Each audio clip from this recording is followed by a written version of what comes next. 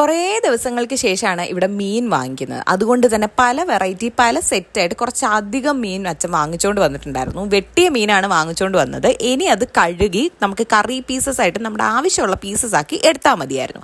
അങ്ങനെ ഈ മീൻ ഞങ്ങൾ ചൂടാന്നാണ് കേട്ടോ പറയുന്നത്. ചൂട അല്ലെങ്കിൽ ചെറിയ മീൻ അല്ലെങ്കിൽ നത്തോലി എന്ത് വേണമെങ്കിലും പറയാം. അത് വറക്കാൻ കുറച്ചെടുത്ത് പെരട്ടി വെച്ചിട്ടുണ്ട്. ബാക്കി നമ്മൾ കുറച്ചെടുത്ത് അല്ലാതെ മാറ്റി വെച്ചിട്ടുണ്ട് തോരൻ വെക്കാൻ വേണ്ടിയിട്ട്.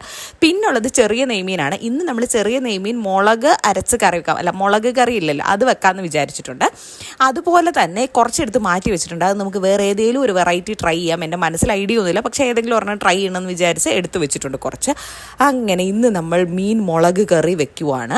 ഇവിടുത്തെ സാധാരണ വെക്കുന്ന അതേ റെസിപ്പിയാണ്. ഇഞ്ചിയും വെളുത്തുള്ളിയും ചെറിയ ഉള്ളിയും കൂടി ഒന്ന് ക്രഷ് ചെയ്തതിന് ശേഷം പച്ചമുളകും കൂടി ഇട്ട് ഉലുവയിട്ട എണ്ണയിലൊന്ന് വഴറ്റി ആ ഒരു എണ്ണയ്ക്കകത്തേക്ക് ഈ ക്രഷ് ചെയ്തതുകൂടി ഇട്ട് കൊടുത്ത് നല്ലോണം വഴറ്റി നല്ല ബ്രൗൺ നിറമാകുമ്പോഴത്തേക്കും അതിനകത്തോട്ട് ഉപ്പും മഞ്ഞപ്പൊടിയും മുളക് പൊടിയും മല്ലിപ്പൊടിയും കുരുമുളക് പൊടിയൊക്കെ ഇട്ട് നല്ലോണം വഴറ്റി അതിലോട്ട് പുളിവെള്ളം കൂടി ഒഴിച്ച് തിളച്ച് വരുമ്പോഴത്തേക്കും മീനും കൂടെ ഇട്ട് കൊടുത്ത് നല്ലോണം തിളപ്പിച്ച് അടച്ച് വെക്കുന്നതാണ് നമ്മുടെ ഇവിടുത്തെ മീൻ കറിയുടെ ഒരു ഈസി റെസിപ്പി.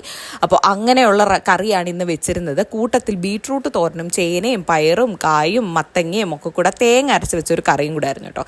പണ്ടൊക്കെ ഞാൻ ഫുൾ ഫുഡ് കഴിക്കത്തില്ല. അതിൻ്റെ ഒരു ഫാഷനായിട്ട് ഞാൻ കണ്ടിരുന്നു. അതായത് മുഴുവൻ ഫുഡ് കഴിക്കുന്ന ഒരു നാണക്കേട് പോലെ എനിക്കുന്നത്. അതുകൊണ്ട് എത്ര വിശന്നാലും കുറച്ചിങ്ങനെ ബാക്കി വെക്കുമായിരുന്നു പുറത്ത് എവിടെയെങ്കിലും പോകുമ്പോഴൊക്കെ.